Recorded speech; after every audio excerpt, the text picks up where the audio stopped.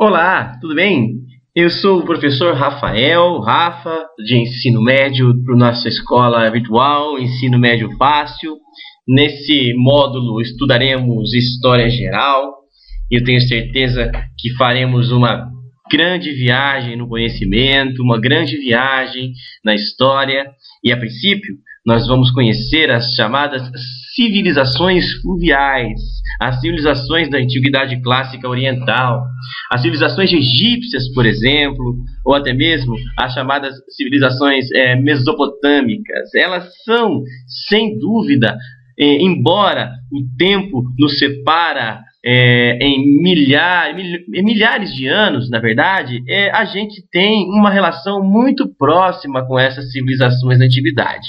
O que essas pessoas fizeram há 4.000 anos antes de Cristo, existem muitas coisas que eles fizeram que têm bastante relação com as coisas que nós fazemos hoje também. Então começaremos a nossa aula, e eu tenho certeza que a partir de agora faremos uma linda viagem no conhecimento, conhecendo grandes civilizações da Antiguidade Clássica Oriental. Bem, neste primeiro módulo, analisaremos aí duas imagens, as imagens de civilizações da Antiguidade Clássica. Uma é Roma, a outra é a civilização da Antiguidade Clássica Oriental, o Egito. Estamos vendo aí as pirâmides egípcias, vemos ruínas do Coliseu em Roma. Em seguida, eu gostaria de mostrar para vocês algumas informações sobre a sociedade egípcia. O Egito hoje, como vocês sabem, é uma república árabe, onde grande parte da sua população é de origem muçulmana, da religião muçulmana, religião de Maomé. O território é cortado por um belíssimo rio, o Rio Nilo, e esse rio foi o responsável pelo desenvolvimento da civilização egípcia há muitos anos atrás. Bem, há 4.000 anos atrás, Heródoto, ao viajar pelo Egito, disse a seguinte frase: o Egito é uma dádiva do Nilo, é um presente do rio Nilo. Esse rio que durante muito tempo foi o grande responsável pela sobrevivência de uma civilização em uma região inóspita e extremamente desértica, onde não chove com regularidade. A sociedade egípcia conseguiu se desenvolver dependendo exclusivamente desse rio. A antiguidade, a região onde o Egito se estabeleceu, antes mesmo de se tornar o Egito, ela era dividida em dois polos: o Alto Egito, situado entre os desertos da Líbia e da Arábia, e o Baixo Egito, ao norte, nas proximidades do delta do Rio Nilo, na região de afluentes do Rio Nilo. Bem, a história começa assim: há 3.200 anos antes de Cristo, o Antigo Império, primeiro momento da história egípcia, os dois reinos passaram a se unir. E o grande responsável pela unificação do Egito foi um homem chamado Menes, responsável por uma guerra, onde esta guerra promoveu a unificação do Egito.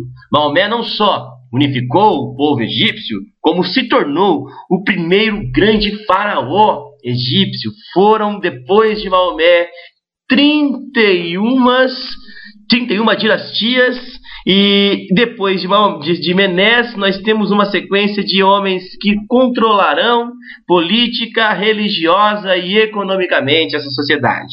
Por isso, a palavra faraó significa no Egito, ou significou para a civilização egípcia, a grande murada, porque após a unificação, o faraó, inclusive, passou a usar duas coroas, cada coroa representando o Alto e o Baixo Império, duas coroas por causa disso. Quem era esse faraó, queridos alunos? O faraó era uma autoridade máxima no Egito, autoridade suprema. Seu poder, de origem divina, considerado, inclusive, o dono de tudo que é bom, tudo que é belo e tudo que é rico na sociedade egípcia. Ele é dono das riquezas, das terras e da água do Egito. Sua função não é fácil. Não é fácil zelar pela harmonia e pela prosperidade desse império. Por isso eu falo, se não era fácil, nem sempre isso foi possível. E eu justifico para vocês. Em seguida, no próximo slide, você vai ver lá que os Ixos, povos vindos da Arábia, surpreendem os egípcios após uma grande invasão que permitiu o contato entre egípcios e povos estrangeiros, né? E esses Ixos que vieram da Arábia trouxeram consigo diferentes formas de guerrear. Trouxeram consigo seus cavalos, seus armamentos, extremamente mais eficiente que os armamentos egípcios. E por isso, os egípcios foram facilmente dominados pelos Ixos.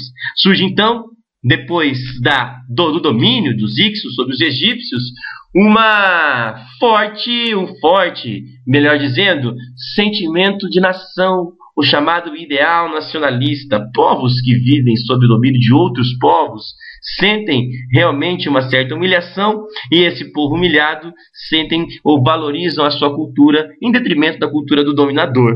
Por conta disso, durante 2 séculos, os Ixos invadiram o Egito e os dominaram. Mas a expulsão dos Ixos foi possível, e depois que os egípcios perceberam que eram capazes de expulsar os Ixos, iniciaram não só a expulsão, ou consolidaram não só a expulsão, como também iniciaram um processo de expansão territorial, e se estenderam para a Síria, chegaram à Palestina e atingiram inclusive a Núbia. E olha só, dizendo melhor, chegaram até o rio Eufrates e atingiram a Mesopotâmia. Que bela história! Em seguida, nós vamos pensar assim, o que é importante entender, tá? Que a sociedade egípcia, gente, era chamada sociedade piramidal.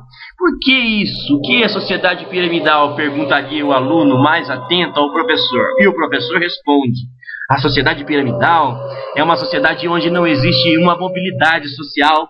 Nasce rico, nasce pobre, morre pobre. Havia camadas sociais diferentes, e essas camadas sociais colocavam no topo da sociedade o faraó, é claro, e sua família.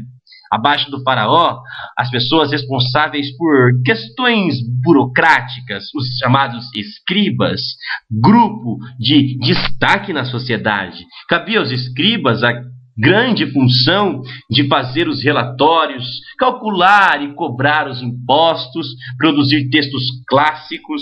Eram importantes os escribas. Não menos importante, dentro da sociedade egípcia, os camponeses compunham a maioria da população. Eles eram pobres, viviam na extrema miséria, mas, como eu disse, a sua função era muito importante, pois eles eram os grandes responsáveis por lavrar a terra. Eram também recrutados para trabalhar na construção das chamadas pirâmides do Egito. Depois falaremos um pouco sobre essas pirâmides. Inclusive temos um texto importante logo a seguir, né, sobre as pirâmides do Egito e sua função. Queridos alunos, e os artesãos? Os artesãos eram também um grupo de menor expressão, trabalhavam nas aldeias e nas oficinas de templos e palácios. Os escravos, em grupos reduzidos, era obtido através de guerras ou comprados no exterior. Não representavam muita coisa ou algo de grande importância no Egito, não, meus queridos alunos. Bem, a escrita egípcia ela tem 2 formas. É simples pensar. O mais importante das 2 formas egípcias de escrita era o hieroglifo, ou hieróglifo, como podem alguns historiadores se referirem. Símbolos que representam letras ou sons. Agora existe a forma hierática, que seria uma forma cursiva de se escrever no Egito. Podemos também lembrar que existem também a forma demótica, que é o tipo de escrita popular para o dia a dia, para o cotidiano. Uma escrita praticada ali para o dia a dia, nos momentos menos importantes da sociedade egípcia. A agricultura, o Egito produzia sobretudo trigo e cevada, e esse Egito, inclusive, essa civilização passou a ser considerada um grande celeiro do Oriente Médio.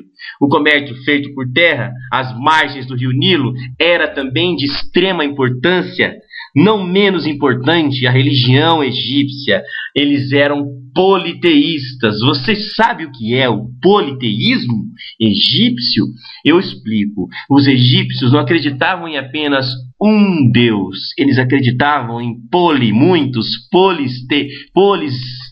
Significa variedade, multiplicidade. Politeístas, teísta significa Deus, vários deuses. Eram politeístas, portanto, acreditavam em vários deuses. E ali tem uma frase: os deuses podiam assumir a forma de um animal ou ainda metade em forma humana, metade em forma animal. Chamamos isso deuses meio homem, meio animal, de forma antroposomórfica. O chamado